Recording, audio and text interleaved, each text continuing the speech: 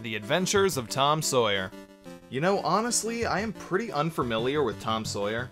I mean, I've never read any of the books or seen any of the movies or anything, really.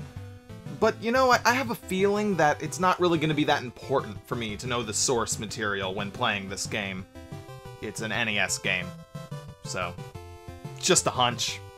So, Tom Sawyer is sleeping and he has a dream. A perfectly convenient framing device for this game that allows the developers to basically put whatever they want in the game and still have it make perfect sense to the plot, since it's just a dream. So I start the game and I immediately realize that one hit kills you, and 1 minute and 3 lives later, I'm dead. It's a basic side-scroller. You walk around, jump, throw rocks to attack enemies. It controls pretty stiffly. Holding the A button down doesn't really make you jump any higher, and there isn't any momentum to your walking. You also walk fairly slow, making this game feel a little sluggish. The control overall just isn't great. It's not the worst, but it's not really good.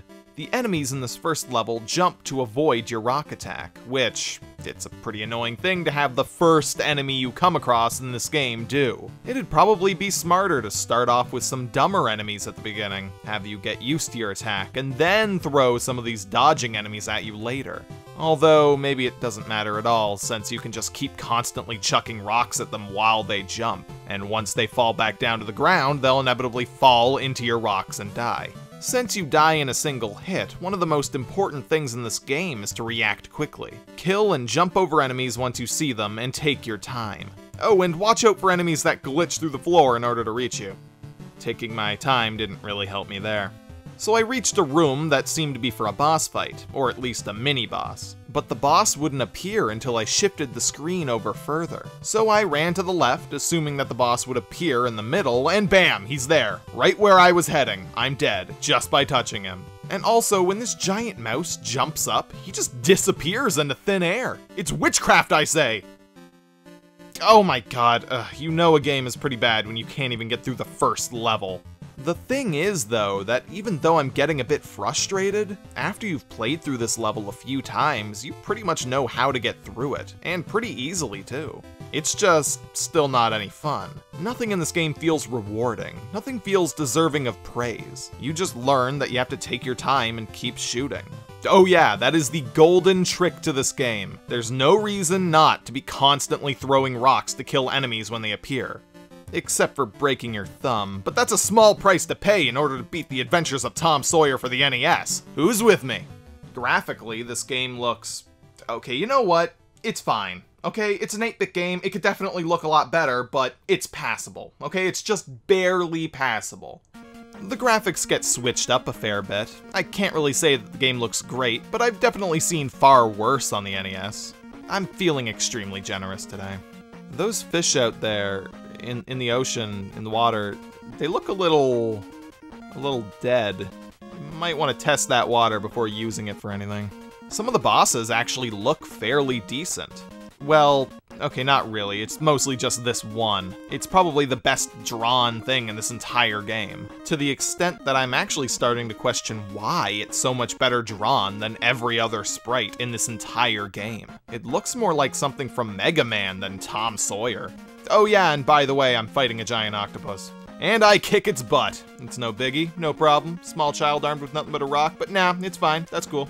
And suddenly it becomes a completely different game. An overhead shooter. You're going down a river on a raft, avoiding wild animals, whirlpools, and people throwing rocks at you.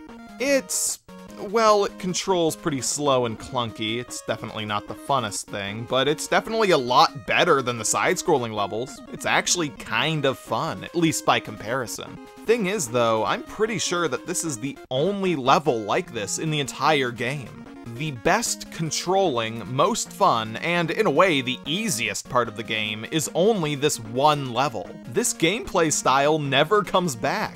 That's really weird. This really should just be what the entire game is. And a giant alligator. What is with Tom Sawyer and dreaming about giant animals? He has a weird fixation. Like, for instance, later on a bunch of little monkeys all gather together and then they form a giant gorilla. Your dreams are weird, Tom. Come on, dude. Alright, well, back to the rest of the game.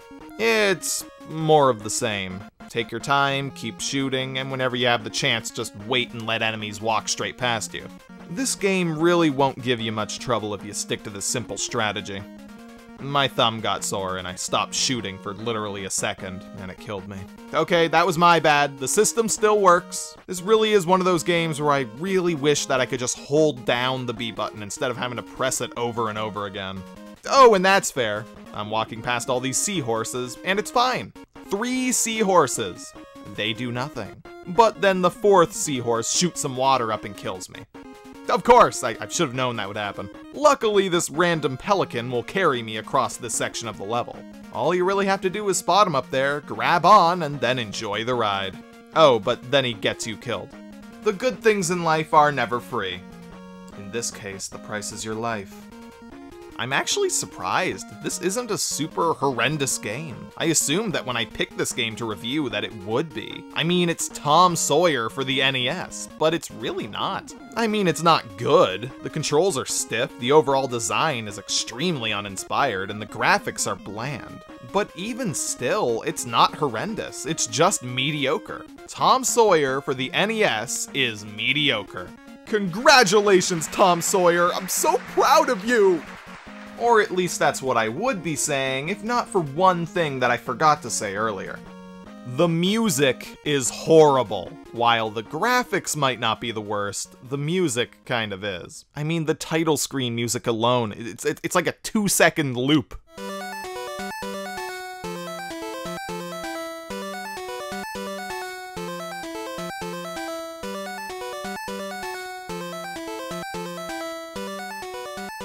And that just drones on and on, forever. So yeah, sorry Tom, you were so close, but I'm afraid this edges you just out of mediocre territory. So I'm afraid I'm going to have to take back that mediocre award and replace it with this not a good game award. Sorry, man. Well, it's because it's... Why are you even here? You never do anything! Alright, I'm calling it here. I'm pretty sure I'm near the end of the game, but the droning music is really starting to make my head hurt. And this cloud level is actually kind of hard. Honestly, it's kind of a difficulty jump. And there's the game. It's... okay, you know, it's not the worst, but after playing the Sexy Brutale and going straight to a game like this, it's just really hard. It's hard to go from a game so good to a game that's... not. I mean, I really gotta play a good game next reviewer. I might just go crazy. So wish me luck on that one, because honestly, I have no idea if this is going to be any good. Fingers crossed.